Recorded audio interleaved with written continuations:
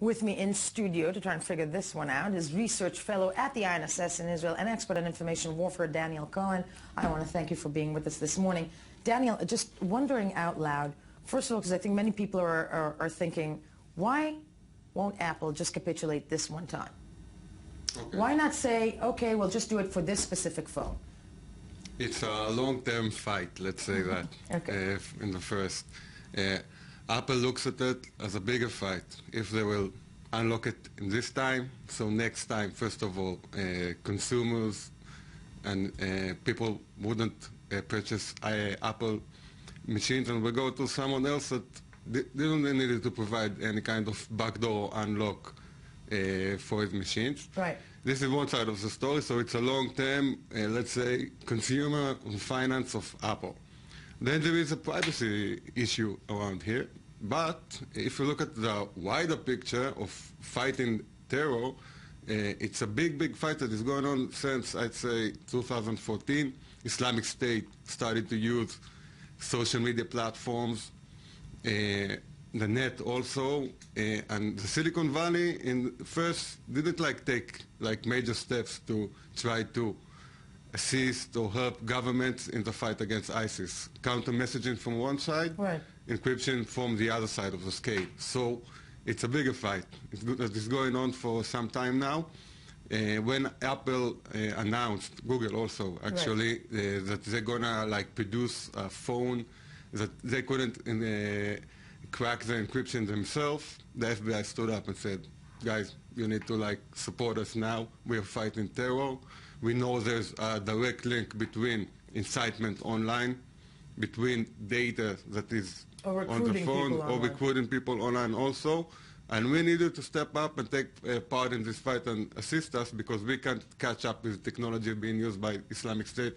Actually, we see it also now in Israel. In this wave of terror in the streets of Israel, there is incitement online. There's a lot of data, big data, that can be used by monitoring and reporting to assist it and maybe to prevent terrorism from happening.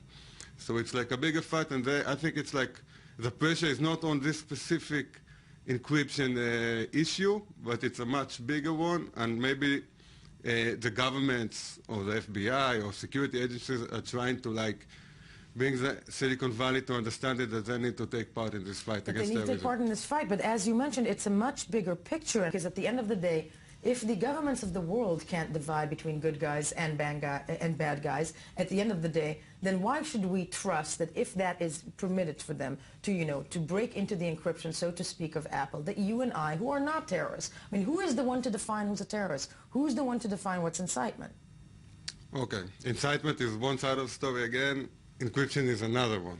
But there is some kind of a link. Now, to say backdoor repeatedly again and again, especially after Snowden, everybody thinks that the Big Brother is spying. But let's take the San Bernardino incident, for example. If the FBI could get into the phone, maybe they can see some kind of link. Maybe it was a cell. Maybe there were more people that were supporting it, and we can find valuable information that can help to assist to prevent the next terror attacks that can happen in California. But can also completely infringe on your privacy and my privacy in the next, in the next event, and opens the door to that, apropos the big door. Quickly, just to conclude this, who do you think is going to win this battle? For now, it seems that the Silicon Valley is winning. They are much stronger. Also, we talked about, Jonathan talked about big data, so if there is someone that is collecting all kind of data about all of us, about our desire, about what we want to buy, how do we think, part of our brain, as you said, yes. It's the Silicon Valley. It's not the NSA and not the FBI. So for now, they are winning. They have all the information. Really. Somebody has all the information. We just need to decide who's going to have all that information. Great. Lovely thought for the morning. I want to thank you for joining me this morning, and we're going to move along.